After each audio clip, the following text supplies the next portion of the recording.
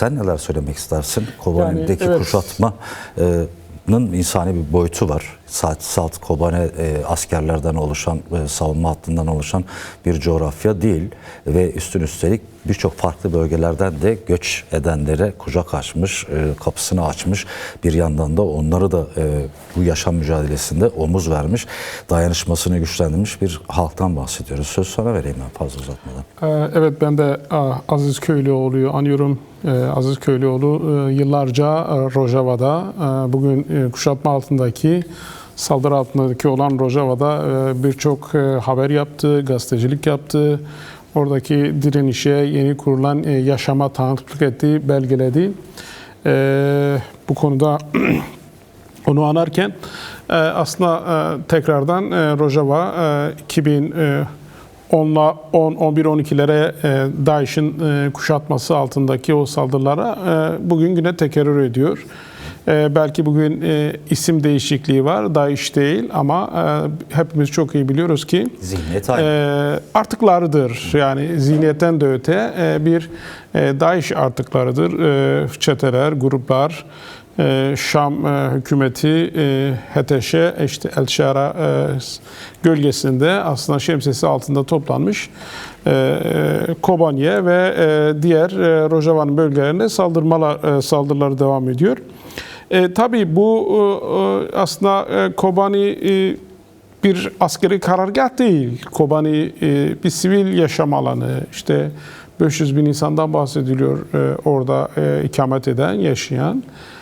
Onun da ötesinde, evet, onun da ötesinde son işte 15-20 gündür Halep'e yönelik yapılan saldırılar, Rakka, işte Tapka, Derazor gibi bölgelere saldırılan ardından ciddi bir göç dalgasıyla karşı karşıya kaldı.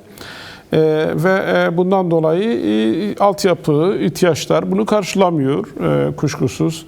Biliyoruz her ne kadar şey olsa da orası uzun zamandır bir savaş bölgesi. Daha kendine yeni aslında Kobani yapılandı. Yeni aslında bir yeni bir şehir kuruldu. Düzlüğe Eski çıktı. Kobani'de Evet, yeni bir şehir yapıldı. Olduğu gibi bırakılmıştı. Tekrardan bu şekilde yapılması kuşkusuz altyapısıyla, diyebilirim şehircilikle toplumun ihtiyaçları karşılamakta tabii ki zorlanıyor.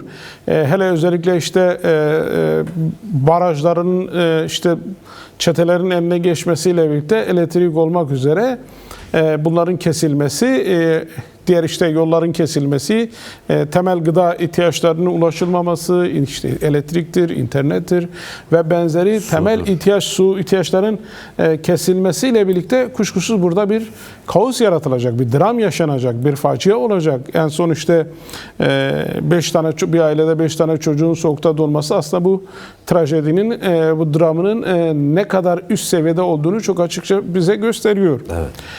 Ama şunu söylemek gerekiyor. Yani şimdi Türkiye'de ciddi bir dünden bu yana bir kamuoyu oluştu. Evet, yani işte bugün Özgür Özel'den tutalım, demli vekiller ve sivil toplum örgütleri, kamuoyunda bir insani koridorun açılması, yardım koridorunun açılması çok önemli. Yani bunun yani Türkiye'de gerçekten eğer Türkiye hükümeti, AKP bir müzakereden bahsediyorsa, bir süreçten bahsediyorsa bunun bir an önce kesinlikle yapması lazım. Yani yapılmadığı noktada Murat Karayalan'ın dün Star TV'de verdiği bir röportaj vardı.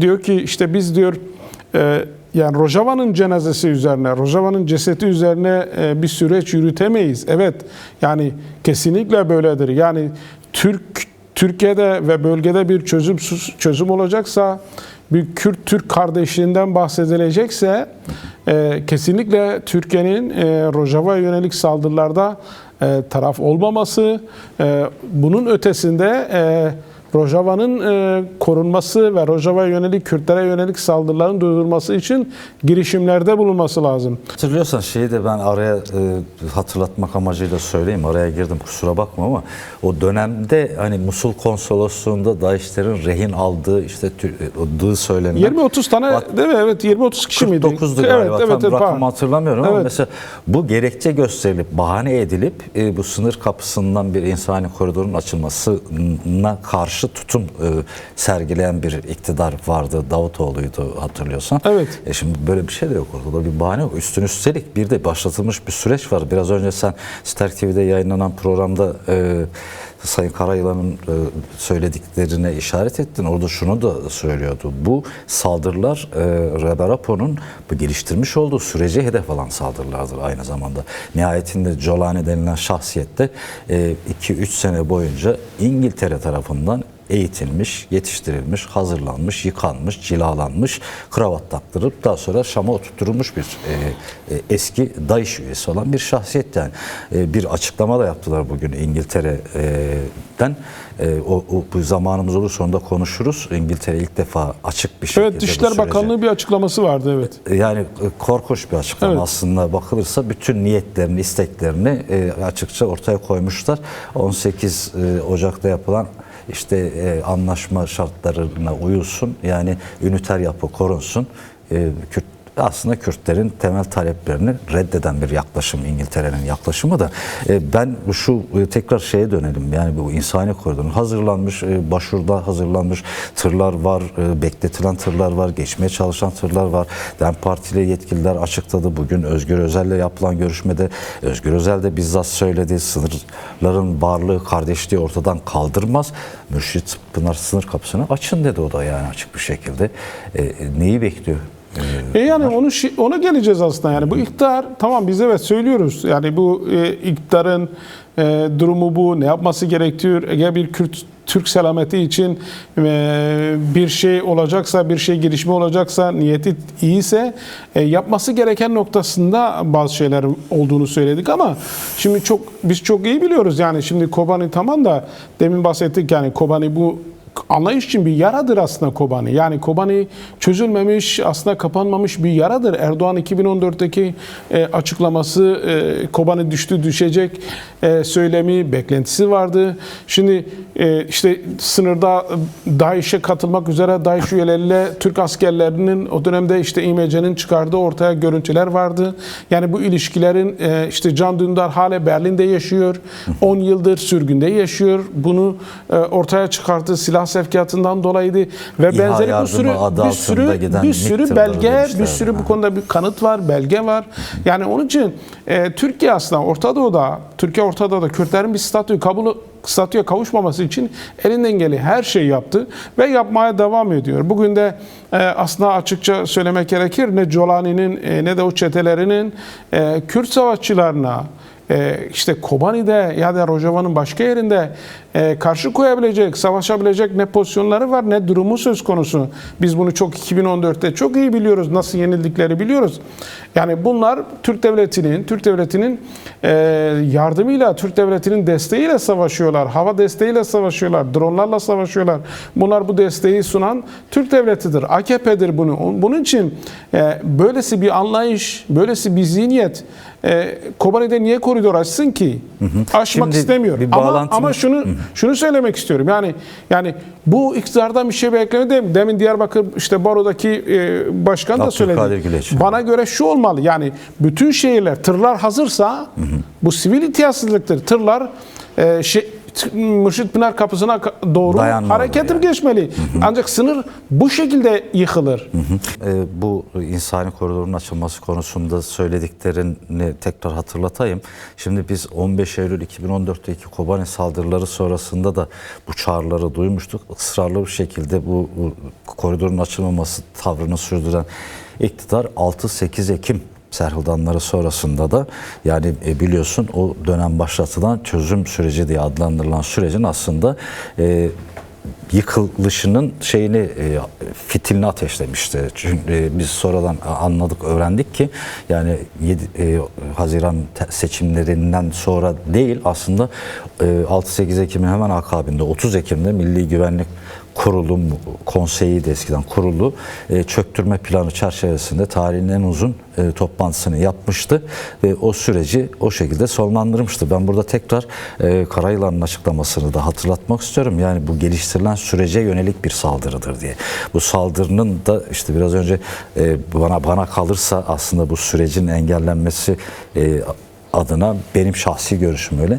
Esas bu işin planlayıcısı ve yürütücüsü İngiltere gibi gözüküyor. Yani bugün sadece- ilk kez açıkça ifade evet, ettiler sadece aslında. İngiltere yok. Yani belki şimdi ama şimdi şunu şöyle gitmek lazım. Onun için 100 yıl öncesine gitmek lazım. 100 yıl önce Benim Orta Doğu'da zamanımız al, 15 dakikamız var ona göre. 100 yıl önce Çok nasıl uzatma. Orta Doğu'da bir dizayn verildiyse, bir sınırlar çizildiyse bu tekrar bugün de aynı siyaset, aynı politika devam etmek isteniliyor. Yani belki konjektür olarak, süreç olarak, zamanlama olarak farklılıklar var ama politikanın aslında temeli aynıdır. Özü aynı. Yani özü aynıdır. Burada şunu söylemek aslında gerekir. Evet, yani Kürtler 100 yıl önce bölündü. Kürtler sınırlara, farklı ülkelere, sınırlara paylaşıldı, Kürt toprakları. Ama bugün şu saldırılarla birlikte aslında bu sınırların Kürtler içerisinde ne kadar anlamsızlaştığını, ne kadar aslında anlamını yitirdiğini de çok açık bir şekilde biz görüyoruz. 24 araçlık bir şeydi o. Onu Ya da asıl çoğu- açıklayalım. şimdi- Ama yani insan koridor açtığını söylenen kesim zaten kuşatmanın. Şimdi onun için şunu tetikçisi diye şunu yapan altındaki kişiler şunu yani. görmek lazım. Yani bu derin düşmanlığı görmek lazım. Evet, Seni görmek evet. istemiyor. Diyor ki sen benim sınırımda benim komşum olamazsın diyor. Burada bu var. Yani benim muhatabım sen değilsin, Kürt diyor. Benim muhatabım HTŞ'dir. Benim muhatabım Şam'dır. Seni görmek istemiyor. Aslında buradaki çaba, buradaki saldırı, buradaki Türkiye'nin kuşatmadaki rolünün altında yatan da budur. Seni özne olarak kabul tabii etmiyorum Seni öyle diyor. orada kabul etmiyor. Tamam tanıdım Evet. Kürtsün ama özne olarak Tabii, kabul etmiyorum. Onun diyor için sana HTŞ üzerinden sana yardım göndermek istiyor. Evet. Diyor ki benim muhatabım bu. Benim kendimce resmi gördüğüm muhatap bu. Yani Kürtleri kabul etmiyor. Yani bunu kırmak lazım. Buna karşı mücadele etmek lazım. O açıdan bu çok önemli diye düşünüyorum. Son olarak aslında ben bir şey de söylemek 3 istiyorum. dakikamız kaldı. ama. Yani Türkiye'deki sivil toplum örgütler, evet demokratik sivil toplum örgütleri, Türkiye'deki çeşitli sivil toplum örgütleri bir şeyleri var. Ne diyorlar? Bir girişimleri var, bir atakları var, bir çabaları var. Ancak Kürtler içerisindeki bazı Kürt adına faaliyet yürüttükleri, Kürdistan'ı dedikleri kendilerine İslami partiler, aslında isim de vermek lazım. Şimdi Hudapar düne kadar Gazze için 100 binleri sokağa döküyordu, 10 binleri sokağa döküyordu. Gazze'nin sivil insanlara kampanyalar başlatıyordu. Gazze'ye gitmek için çeşitli yollara giriyordu, yollar arıyordu. Bugün tabii ki güzel bir şey, önemli bir şey. Şimdi bugün Kürdistan'da, Rojava'da yapılmak istenen, Gazze'de yapılmak istenen aynı şeydi. Sivil insanlar orada katledildi, dramlar, trajediler yaşandı. Ancak bunlara sormak lazım. Şimdi sen Gazze için yaptın da yanı başındaki Kobani ile Batman, Urfa arasında kaç kilometre var? Aynı dili konuşuyorsunuz, aynı dine mensupsunuz, aynı ulusa mensupsunuz. Bugün Rojava için niye bir şey yapmıyorsunuz? Rojava için niye bir açıklamalarda bulunmuyorsunuz? Yani bu trajedinin, bu dramın yaşandığı kendi ulusunun mensuplarına karşı niye duyarlı değilsiniz? Bence bunu da hatırlatmak lazım bu kesimlere, bu çevrelere.